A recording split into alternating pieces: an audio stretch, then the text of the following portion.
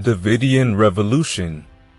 Now that might sound a bit technical, but it's actually a fascinating story about big changes that took place during the reign of King David I, who ruled from 1124 to 1153. David I wasn't just any king. He's remembered as one of the most significant figures in Scottish history, and for good reason.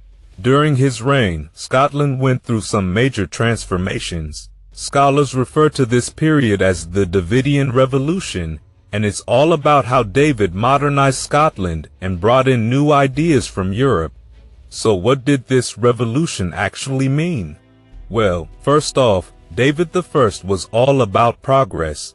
He set up new towns called burghs and worked hard to reform the church by aligning it with the ideals of the Gregorian Reform, a movement that was sweeping through Europe at the time. He also founded a lot of monasteries and even introduced feudalism. Now, feudalism may sound complicated, but it's basically a system where land is exchanged for military service, and David brought in Norman knights from England to help set up this new structure in Scotland. But it wasn't just about adopting foreign ideas. David wanted to build a strong, loyal base of friends and supporters around him. His goal was to surround his royal court with people who would not only fight for him, but also help him run the kingdom more efficiently. These knights and officials became some of the most important figures in Scotland during this time, shaping the country's future in big ways. Now, let's zoom out for a second. David's changes didn't happen in a vacuum. Across Europe during this time, many regions were adopting similar reforms, inspired by the old Carolingian Empire in places like northern France and Germany. So, in a way, David was connecting Scotland to this bigger European revolution that was transforming kingdoms all over the continent. Before David's reign, Scotland was often seen as being on the edge of Europe, missing many of the things that defined a modern medieval state, like a centralized government, proper Catholic practices, or even written laws and coins. But by the time David was done, Scotland had all of these things, putting it more in line with the rest of Europe. This wasn't about wiping out Scotland's Gaelic traditions, though. David's reforms worked within the existing culture, blending the new ideas with old customs. This is one of the reasons why his changes were so successful. He didn't try to completely tear down what was already there. Instead, he improved it while still keeping a distinctly Scottish identity. We also can't forget that David's reforms fit into the larger Gaelic world, which had its own religious and cultural movements. There was already a history of reform happening in places like Ireland, and even before David, Gaelic monks had been spreading their ideas throughout Europe. David's push to align with the Gregorian Reform wasn't just about following the Norman and Anglo-Norman influence from England. It also connected with what was happening in Gaelic-speaking parts of the British Isles. In fact, David's partnership with reformers like Street Malachy in Ireland shows how this period wasn't just about Scotland looking outward to Europe. It was also about building on the shared cultural and religious ties within the Gaelic world. So, while David brought in a lot of foreign ideas, he was still very much working within a broader Gaelic context. There's so much more to unpack about this period, but what we can already see is that King David I wasn't just shaping Scotland to be like its European neighbors. He was creating a unique blend of old Gaelic traditions and new European influences. This combination is what makes the Davidian Revolution such an important part of Scotland's history. And now let's talk about how King David I really transformed the way Scotland was governed, especially with the introduction of feudalism. Now, feudalism might sound a bit tricky, but it's basically the system where land ownership wasn't just about tradition anymore. It became a legal relationship, often involving loyalty and military service. This was a huge shift for Scotland and changed everything from government to everyday life. David started granting land to foreign knights, mostly Normans and Anglo-Normans, who helped him stay in power. These knights, in return for their land, owed military service to the king, and that's how David built a network of loyalty around him. He also set up royal agents in newly built fortresses, or mutta, all over the country. These agents handled law enforcement and taxes, bringing Scotland more in line with European systems of governance. Let's talk about military feudalism for a second. This period saw some major innovations in how Scotland's military worked, and David is credited with laying the foundation of Scottish feudalism. For the first time, things like castles, knights' fees, and the use of professional cavalry became a regular part of life. David rewarded his most trusted military leaders by giving them large feudal lordships, especially in the western parts of his lands, like his Principality of Cumbria. One interesting example is a guy named Friskin, who was likely of Flemish descent. David granted him land in places like West Lothian and Moray. Friskin built a castle in Moray, a strategic area that had recently been brought under tighter royal control after the defeat of its local ruler.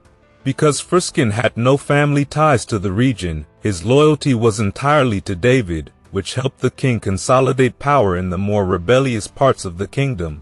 David's reign also saw the government become more like what you'd find in Anglo-Norman England. He created new sheriffdoms to manage royal land, enforce the law, and collect taxes. Sheriffs were installed in key locations like Roxburgh, Scone, and Perth, allowing David to keep a closer eye on things. The creation of justiciarships, high-ranking officials responsible for justice, also came during David's time. While this idea had Anglo-Norman roots, in some areas it blended with older Gaelic traditions, showing how David balanced both new and old systems. David wasn't just about feudalism and governance, his wealth also played a key role in his success. A large part of his wealth came from silver mines in Ulster, which helped him mint his own coins, another European influence. Coins weren't common in Scotland before this, and the arrival of a native currency really changed the way people traded. Like the towns, charters, and laws he introduced, coins were another step in bringing Scotland closer to the European model of a medieval kingdom. Speaking of towns, David was also a major town builder. He used income from his marriage to Matilda de Senlis to establish the first real towns in Scotland. As Prince of the Cumbrians, he started with burghs at Roxburgh and Berwick, and later founded more when he became King of Scots, including places like Stirling, Edinburgh, and Dunfermline. These burghs were Scotland's first true towns, with defined boundaries and specific trading rights. They allowed the king to collect taxes and manage trade more effectively. These burghs weren't just about economics though. They also had a long-lasting impact on the culture and language of Scotland. Many of these towns became predominantly English-speaking, and over time, they contributed to the divide between the Gaelic-speaking Highlands and the English-speaking Lowlands. In the long run, this would play a big role in shaping Scotland's identity. David's creation of burghs marked a huge step in Scotland's Europeanization. These planned towns helped create a merchant class and kick-started regional and international trade. And because many of these burghs were directly under royal control, David could collect excise taxes and customs dues, further boosting the kingdom's wealth. And King David I's reign wasn't just about politics and military reform. He made some major changes in the religious landscape of Scotland too. This part of his legacy was hugely important at the time because most of the records we have come from monks and clerics who were directly benefiting from these reforms. David's religious efforts are often divided into two key areas: supporting monasteries and reorganizing the church. Let's start with his patronage of monasteries. David was a huge supporter of the monastic movement, possibly one of the greatest in medieval Scottish history. One of his first major acts as Prince of the Cumbrians was founding Selkirk Abbey for the Tyrnensian order in 1113. A few years later, he even visited Tyrone in France, probably to bring back more monks. Eventually, he moved the abbey to Kelso, closer to his main residence in Roxburgh. But David didn't stop there. He continued to support other religious orders like the Augustinians, helping establish important abbeys like Holyrood and Jedburgh. St. Andrew's Cathedral Priory was another key foundation, set up in collaboration with Bishop Robert of St. Andrews. David's reign saw the establishment of multiple monasteries across the country, including some that became quite powerful and influential, like Melrose Abbey, which was founded by Cistercians from Rievaulx in 1137. Melrose was a game-changer, eventually becoming one of the most important monastic centers in Scotland. Monasteries weren't just spiritual centers, they became hubs of education, agriculture, and innovation. For example, the Cistercians brought new techniques in land management and farming, helping to transform southern Scotland into a major producer of sheep wool, one of northern Europe's primary sources at the time. These monasteries also provided literate men who could help David run the growing administrative apparatus of his kingdom, especially the Augustinians, who were key to this effort. At the same time, David was working to reshape the structure of the Scottish Church. One of his first moves was placing his chaplain, John, in charge of the bishopric of Glasgow. John was closely tied to the Tyrnensian order and committed to the new ideas about how bishops should organize their dioceses.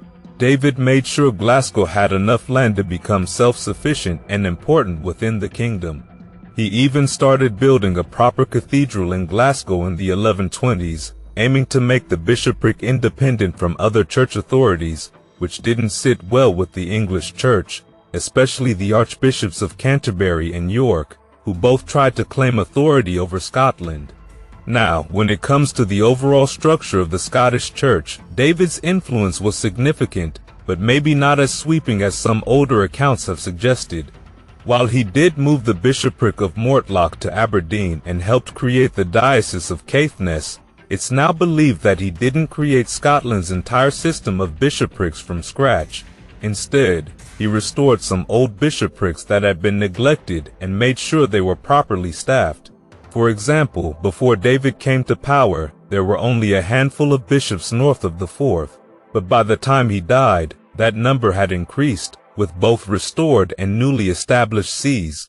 Although David didn't create the parochial system from the ground up, he did influence it, making it more like the systems in France and England. But even here, his role was more about refinement than invention. The groundwork for a parish church system in Scotland had already been laid long before, dating back to the early Middle Ages. What David did was modernize it, making it more organized and aligned with broader European church practices. In essence, David's religious reforms brought Scotland closer to the rest of Europe, not just in terms of spiritual practice, but in how the church functioned as an institution. His efforts helped ensure that the church in Scotland would be a strong and integral part of both the kingdom and its growing administration.